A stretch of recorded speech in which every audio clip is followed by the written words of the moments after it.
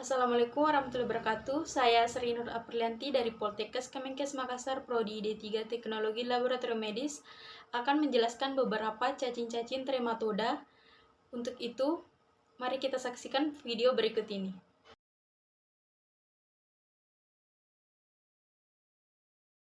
Trematoda, ada beberapa cacing yang termasuk ke dalam cacing trematoda, yaitu Fasciola hepatica, Fasciolopsis buski, Paragonizum westermani, Cytosoma japanicum, Cytosoma mansoni, dan Cytosoma hematobium. Pada topik kali ini, saya juga akan membahas hospes dan penyakitnya, morfologi, siklus hidup, aspek klinik, dan diagnosis. Untuk itu, saya akan menjelaskan terlebih dahulu apa itu trematoda. Kelas trematoda atau cacing daun adalah cacing yang termasuk ke dalam filum Platyhelminths dan hidup sebagai parasit. Umumnya, cacing ini bersifat hermafrodit kecuali Cytosoma sp. Spesies yang merupakan parasit pada manusia termasuk subkelas Digenea yang hidup sebagai endoparasit. Berbagai macam hewan dapat berperan sebagai hospes definitif cacing trematoda, antara lain kucing, anjing, kambing, sapi, tikus, burung, babi, musang, harimau, dan manusia. Untuk cacing pertama itu Fasciola hepatica. Penyakitnya itu disebut dengan fascioliasis. Hospesnya itu melalui manusia, sapi, dan kambing. Untuk perantara pertama itu melalui keong atau siput air tawar dari genus Limeneae, dan perantara keduanya itu melalui tumbuhan air. Untuk cara menginfeksinya itu melalui makan tanaman air mengandung metaserkaria. Untuk cacing dewasa itu ukuran panjang tubuhnya antara 20 dan 30 mikrometer dan lebar badan antara 8 dan 13 mikrometer. Untuk bentuk pipi seperti daun yang mempunyai tonjolan khas di daerah anterior atau sepalikon sehingga memberi gambaran seperti bahu. Suker, terdapat dua jenis alat isap, yaitu oral suker dan ventral suker yang sama ukuran besarnya. Usus mempunyai cabang-cabang lateral yang mencapai ujung distal dari sekum. Alat reproduksinya itu ovarium dan testis cacing ini bercabang, sedangkan untuk uterusnya melingkar. Vitellaria adanya percabangan yang intensif dan tersebar luas ke seluruh jaringan parenkin cacing. Untuk telurnya itu bentuknya ovoid atau bulat lonjong berwarna coklat kekuningan, mempunyai operkulum di salah satu ujungnya. Ukuran panjang telur itu antara 130 sampai 150 mikron dan lebar 63 sampai 90 mikron. Waktu telur keluar dari tubuh hospes definitif, telur belum berembrio dan tidak infektif. Pada gambar morfologinya itu dapat dilihat cacing dewasa dan telurnya. Untuk siklus hidup itu, pada siklus hidupnya itu telur cacing keluar beserta tinja penderita dan masuk ke dalam air. Dalam waktu 9 sampai 15 hari terjadi pertumbuhan mirasidium. Setelah menetas, mirasidium dapat berenang mencari siput yang menjadi hospes perantara pertama. Di dalam tubuh siput, mirasidium tumbuh menjadi sporokista, redia, dan selanjutnya berkembang menjadi serkaria atau kerkaria. Serkaria akan keluar dari tubuh siput dan berenang untuk mencari tumbuhan air atau rumput dan berubah menjadi kista metaserkaria yang infektif. Jika manusia termakan stadium infektif atau kista metaserkaria yang terdapat pada tumbuhan air di dalam duodenum, metaserkaria akan lepas dari jaringan tanaman ale, melakukan migrasi melalui aliran darah dan sebagian besar mencapai saluran dan kandung kemih. Kemudian tumbuh menjadi cacing dewasa. Pada aspek klinis, cacing dewasa dapat menyebabkan peradangan pada saluran empedu, menimbulkan atrofi pada parenkin hati, dan kemudian dapat terjadi sirosis periportal. Sedangkan pada cacing muda mengadakan migrasi ke hati yang dapat menimbulkan lesi oktopik di dinding usus, jantung, bola mata, paru, dan jaringan di bawah kulit. Selama masa migrasi atau fase akut, dapat tidak bergejala atau menimbulkan gejala seperti demam, nyeri pada bagian atas abdomen, eosinofilia. Gejala yang timbul bergantung pada organ tempat migrasi larva. Untuk diagnosis, infeksi Fasciola hepatica harus dilakukan pemeriksaan tinja dan empedu penderita untuk menemukan telur cacing yang khas bentuknya. Pemeriksaan serologi misalnya uji fiksasi komplement atau tes intradermal dapat dilakukan untuk membantu menegakkan diagnosis fascioliasis hepatica. Selanjutnya, Fasciola busci, cacing trematoda yang terbesar ukurannya sehingga sering disebut sebagai cacing trematoda usus raksasa atau Giant intestinal fluke. Penyakitnya ini disebut sebagai fasciolopsiasis. Hospesnya ini melalui manusia, anjing, dan babi. Untuk perantaranya itu keong air, segmenentica atau giraulus atau hipeutis, dan tumbuhan air. Untuk cara infeksinya itu melalui memakan tumbuhan air yang mengandung metacarcaria. Untuk morfologinya itu cacing dewasa berbentuk seperti daun dengan panjang badan antara 20 sampai 70 mikrometer dan lebar antara 8 sampai 20 mikrometer. Sedangkan untuk acetabulum itu ukuran organ ini lebih besar daripada ukuran oral suker. Bagian kepala tidak mempunyai kerucut kepala atau sefalikon. Usus dan alat pencernaan terdapat preparik pendek, faring yang berbentuk bola, dan usofagus yang pendek, diikuti oleh sepasang sekum yang tidak bercabang.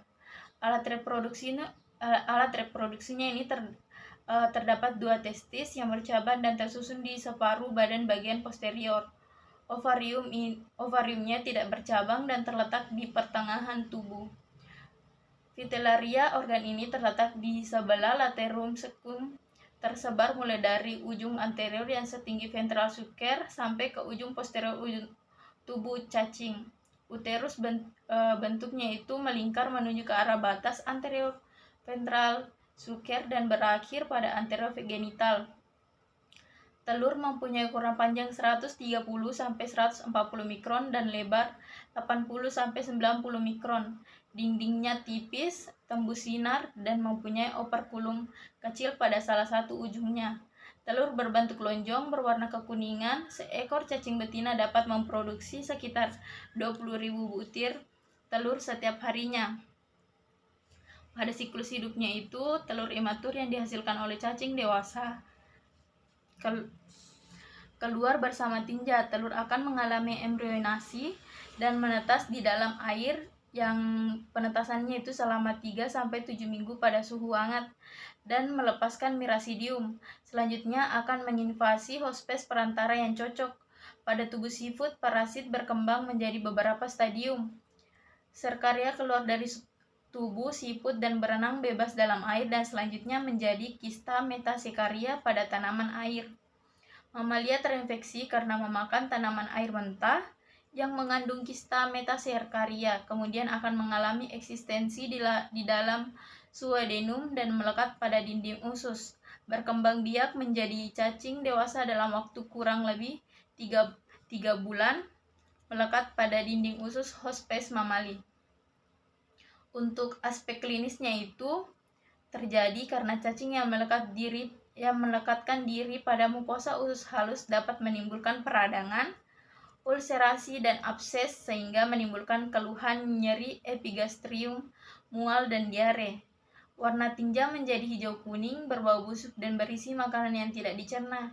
Jika terjadi infeksi yang berat oleh parasit ini, penderita akan mengalami anemia, edema, asites, dan anasarka.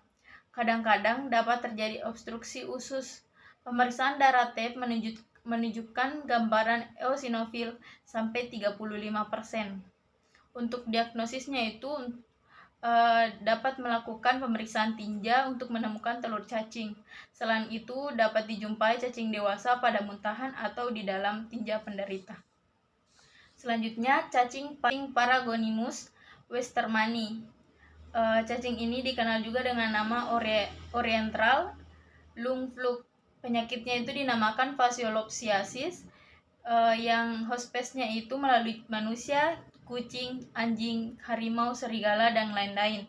Perantaranya itu keong air tawar, tiara atau semisulcospira, ketam, potamon, dan udang air tawar. Untuk cara penginfeksinya itu melalui Memakan ketam atau udang yang mengandung metakarkaria yang dimasak kurang matang. Cara morfologi cacing dewasanya itu berbentuk lonjong atau ovoidal, berwarna coklat kemerahan, dengan panjang badan sekitar 16 mikrometer, dengan lebar 8 mikrometer dan ketebalan 5 mikrometer. Waktu hidup, cacing paru berbentuk seperti sendok, sedangkan jika telah mati, bentuknya menjadi bulat lonjong mirip biji kopi. Kutikula cacing ini memiliki kutikula berspina yang merupakan ciri khas morfologinya.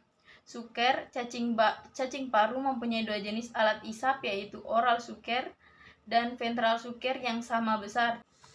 Vitellaria, kelenjar vitelin ini mempunyai banyak cabang memenuhi seluruh bagian badan parasit. Alat reproduksinya itu terdapat 2 buah testis berlobus yang tidak teratur bentuknya yang terletak berdampingan pada sepertiga tubuh bagian posterior. Ovarium terletak di bagian anterior dari testis dan berada di bagian posterior dari ventral suker. Ovarium juga mempunyai lobus-lobus. Untuk telurnya itu Paragonimus berwarna kuning kecoklatan, berbentuk lonjong dengan ukuran sekitar 95 dan lebar 55 mikron. Telur cacing ini mempunyai operkulum datar yang menebal tepinya ketika baru keluar dari tubuh induknya. Telur belum berisi mirasidium. Untuk gambar morfologinya itu dapat dilihat pada gambar di atas. Pada siklus hidupnya itu telur yang belum berisi embrio diekskresikan dalam dahak atau mungkin terletak sehingga juga ditemukan di feses. Dalam alam bebas, telur menjadi matang dan berisi embrio kemudian menetas di air. Mirasidia mencari hospes perantara pertama, yaitu siput, dan menebus jaringan lunak tubuhnya. Di dalam tubuh siput, Mirasidia tumbuh melalui beberapa tahap perkembangan, yaitu sporosis, radiae, dan akhirnya menjadi serkaria yang keluar dari tubuh siput. Serkaria menjadi hospes perantara kedua, yaitu krustasea seperti kepiting atau udang kerang. Di situ serkaria mengalami ensistasi dan menjadi metaserkaria yang merupakan bentuk infektif yang kemudian dapat infeksi manusia melalui oral. Metaserkaria yang tertelan keluar dari kista yang pecah di usus atau duodenum, menembus dinding usus, masuk ke dalam rongga peritoneum, kemudian menembus diafragma ke paru. Di jaringan paru mereka dienkapsulasi dan berkembang menjadi cacing dewasa. Pada aspek klinisnya itu, manifestasi klinik utama berupa batuk, kadang-kadang disertai hemotisis. Gejalanya mirip pulmonari tuberkulosis, sehingga menjadi misdiagnosis dengan tuberkulosis paru. Untuk diagnosisnya itu harus ditemukan telur cacing dalam dahak atau tinja penderita. Mungkin telur cacing juga dapat ditemukan pada hasil aspirasi pleura. Pada cacing berikutnya itu cacing Cytosoma sp. Cytosoma adalah trematoda yang sistem produksinya tidak hermafrodit. Ada 3 spesies Cytosoma yang menimbulkan masalah kesehatan pada manusia, yakni Cytosoma japonicum, Cytosoma mansoni, dan Cytosoma hematobium. Untuk Cytosoma japonicum itu penyebarannya di timur jauh atau Cina, Filipina, dan Indonesia di bagian Sulawesi Tengah, tepatnya di Danau Lindu dan Lembah Napu. Penyakitnya ini dinamakan Cytosomiasis japonicum atau Oriental Cytosomiasis. Untuk hospesnya ini melalui manusia, kucing, dan anjing. Untuk perantaranya itu melalui keong oncomelania. Cara infeksinya itu melalui penetrasi kulit oleh Kersasia. Untuk morfologinya itu cacing dewasa ditemukan dalam vena portal dan vena mesentrika superior dengan sistem ekskresi berupa sek api atau phlegm cell beserta dengan saluran-salurannya. Untuk jantannya itu tubuhnya lebih besar daripada betina, bentuknya seperti daun terlipat. Bagian kaudal dari ventral suker membentuk celah atau kalanik gynecoporus. Testis berbentuk bulat, jumlah 6-8 buah. Kutikula halus, tidak ada tonjolan-tonjolan. Untuk betina itu tubuhnya langsing panjang 1-9 cm. Ovalirium tengah, tubuh uterus berisi telur. Untuk gambar morfologinya dapat kita lihat di atas, itu bentuk telur dan cacing dewasanya. Untuk telur sitosoma japanicum, telurnya berbentuk oval berukuran 67 mikrometer dengan lebar 50 mikrometer, mempunyai spina telur berupa lateran knop. Untuk lateran knopnya itu dapat kita lihat pada gambar, berada di sisi kanan bawah. Selanjutnya itu jenis Sitosoma mansoni. Biasa disebut juga dengan Sitosoma americanus karena banyak ditemukan di Afrika dan Amerika Selatan. Penyakitnya dinamakan sitosomiasis mansoni atau sitosomiasis usus. Hospesnya ini melalui manusia dan kera. Untuk perantaranya itu keong air tawar, Biompalaria sp. Cara menginfeksinya itu penetrasi kulit oleh Cercaria. Untuk morfologi cacing dewasa itu ditemukan dalam vena mesenteria di daerah usus besar, segmen distal ileum, dan kadang-kadang juga didapatkan dalam vena intrahepatit. Jantannya itu tubuhnya lebar, panjangnya 1 cm, kutikula ada tonjolan-tonjolan kasar, testis jumlah 8-9 buah. Untuk betinanya itu tubuhnya langsing panjang atau filariform. Ukurannya 1,4 cm. Ovarium terletak di pertengahan tubuh bagian anterior. Di dalam uterus terdapat telur. Cacing betina sering terdapat di dalam celah atau kanalis gynecoporus. Untuk gambarnya dapat dilihat di atas. Yang paling di atas itu adalah telur, yang di bawah itu gambar cacing dewasa. Terus untuk telurnya itu berbentuk oval berukuran 114-175 mikrometer dengan lebar 45-60 mikrometer, mempunyai spina telur lateral dan berwarna coklat kekuningan. Untuk spina lateralnya dapat kita lihat di gambar. Untuk selanjutnya, cacing Sitosoma hematobium bisa disebut dengan vesical blood fluke karena habitat pada pembuluh darah vena di vesika urinaria dan plecus venosus di daerah pelvis. Penyebaran di Afrika dan di Timur Tengah. Untuk penyakitnya dinamakan sitosomiasis hematobium. Hospesnya ini definitif atau manusia. Cara infeksinya itu melalui penetrasi kulit oleh Cercaria. Untuk morfologi jantan itu cacing jantan berukuran 10-15 Untuk morfologi cacing jantan itu berukuran 10-15 mikrometer dan untuk lebarnya itu 0,8-1 mikrometer. Kutikula diliputi bintil-bintil halus dengan jumlah testis 4-5 buah. Untuk morfologi betina berukuran 20 mikrometer dengan ovarium berada di pertengahan tubuh bagian posterior.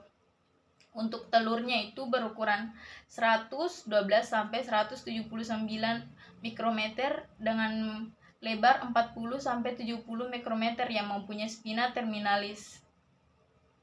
Untuk siklus hidup Sitosoma sp itu telur sitosoma keluar dari tubuh hospes definitiva bersama tinja atau urin. Telur harus masuk ke dalam air agar dapat menetas menjadi larva Miracidium.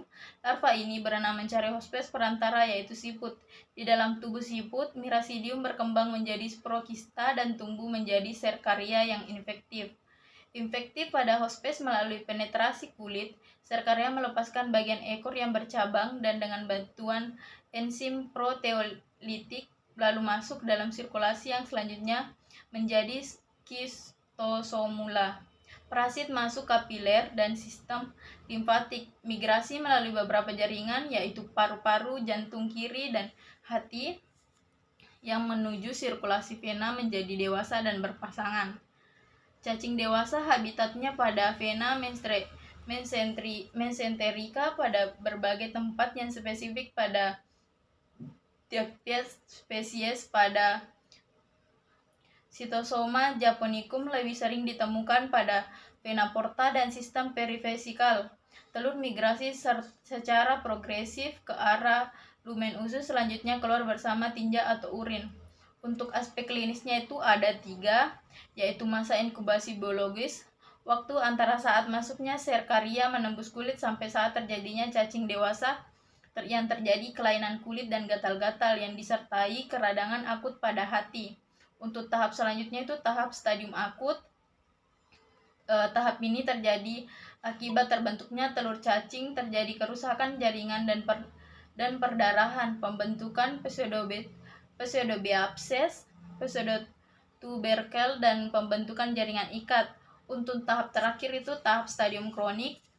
Tahap ini terjadi akibat proses-proses penyembuhan jaringan dan pembentukan jaringan fibrosis disertai pengecilan hati akibat telah terjadi sirosis, terjadi pembesaran limfasites dan ikterus, dapat juga terjadi hipertensi portal.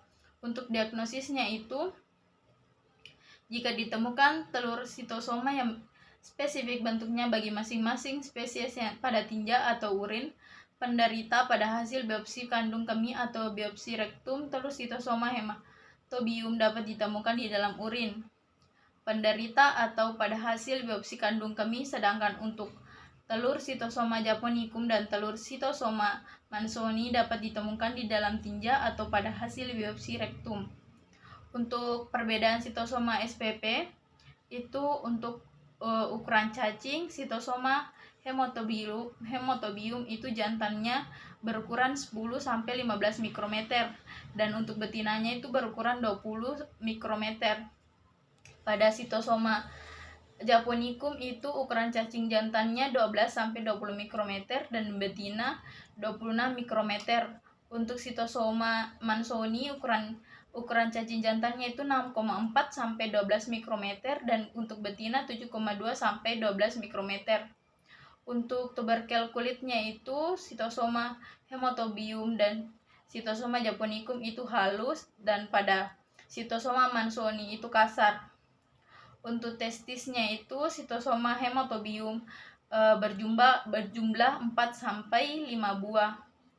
Untuk sitosoma japonicum itu berjumlah 6-8 buah. Sedangkan pada sitosoma mansoni itu berjumlah 8-9 buah. Untuk ovariumnya itu sitosoma hematobium itu terletak di pertengahan tubuh bagian posterior. Sedangkan pada sitosoma japonicum itu berada di pertengahan tubuh, dan untuk sitosoma mansoni itu berada di pertengahan tubuh bagian anterior. Untuk spina telur itu sitosoma hematobium itu berupa terminal, sedangkan untuk sitosoma japonicum itu berupa lateral knob, dan untuk sitosoma mansoni itu berupa lateral. Baiklah, cukup sekian, itulah tadi beberapa penjelasan yang telah saya berikan mengenai beberapa cacing trematoda. Untuk itu, wassalamualaikum warahmatullahi wabarakatuh.